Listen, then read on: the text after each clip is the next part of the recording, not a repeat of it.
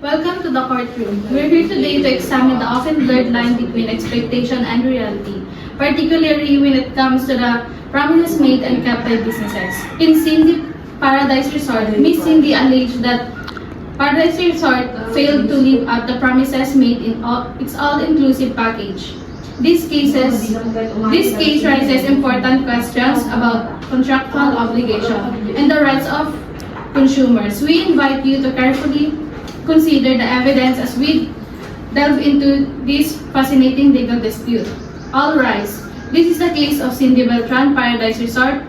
Miss Ayla Tamandong, you may proceed with your opening statement. Thank you, Your Honor. Members of the jury, my client Cindy experienced a several disappointing vacation due to Paradise Resort. Beach of contract. Miss Cindy purchased an all-inclusive luxury gateway package promising a luxurious experience with specific amenities.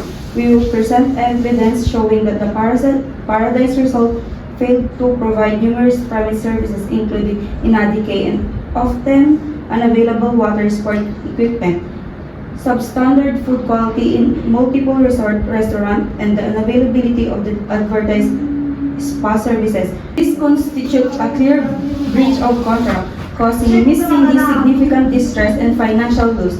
We seek compensation for this damage.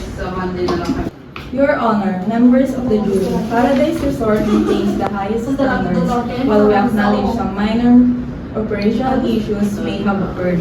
We contend that this did not constitute a material breach of contract. We will demonstrate that the vast majority of services promised were provided, and any temporary disruptions were due to unforeseen circumstances beyond our control.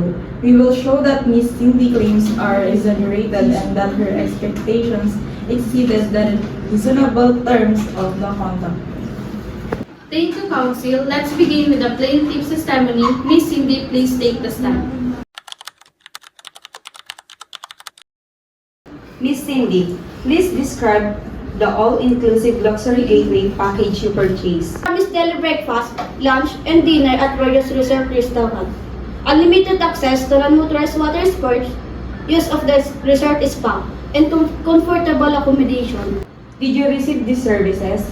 No, the water sports equipment was often broken or unavailable.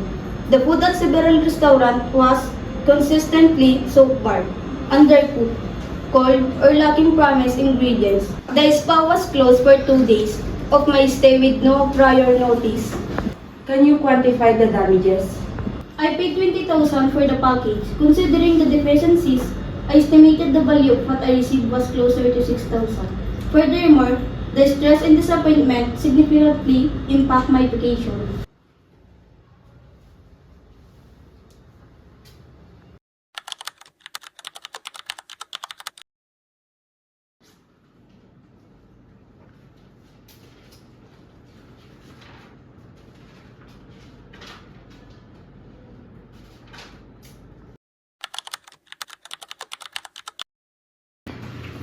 Miss Cindy, the contract included a clause stating that amenities are subject to availability. Yes, but the extent of unavailability was unreasonable. It wasn't a matter of a single item being temporarily unavailable. It was a pattern of consistent deficiencies.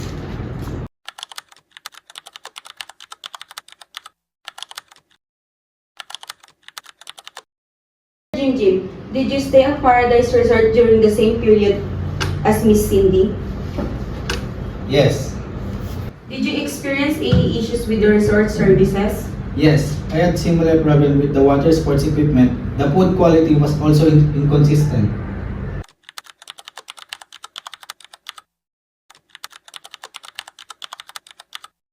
Where some unexpected equipment malfunction due unusually high usage. We working to repair and replace equipment as quickly as possible.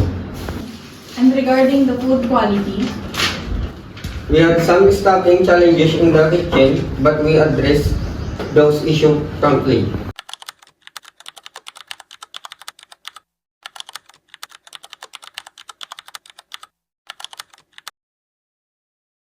Ladies and gentlemen of the jury, we have presented to you a mountain of irrefutable evidence proving Noriel Sabanal guilt in the crime of beach contract. We have shown you briefly these key pieces of evidence: witness testimony, forensic evidence, etc. Each piece of evidence standing alone points to defendant's culpability. Taken together, they form an undeniable chain of evidence that leaves no reasonable doubt. Noriel Sabanal committed this crime. The evidence is clear, the facts are undeniable. We urge you to find the defendant guilty as charged.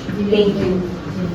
Ladies and gentlemen of the jury, the prosecution has presented a case built on assumptions and circumstantial evidence, not on concrete proof.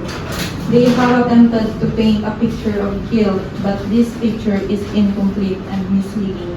We have shown you the key points of the defense: inconsistencies with witness testimony, lack of forensic evidence linking the defendant. The prosecution's case rests heavily on the contract, included a clause stating that amenities are subject to availability. Mr. Noriel Sabanal is innocent. The prosecution has failed to meet its burden of proof. We argue you to find the defendant not guilty. Thank you. Members of the jury, you have heard the evidence. You will now deliberate and reach a verdict. Justice served, or so it seems. The graveyard fails and life hangs in the balance. We respectfully request that the court find the defendant guilty as charged. Thank you.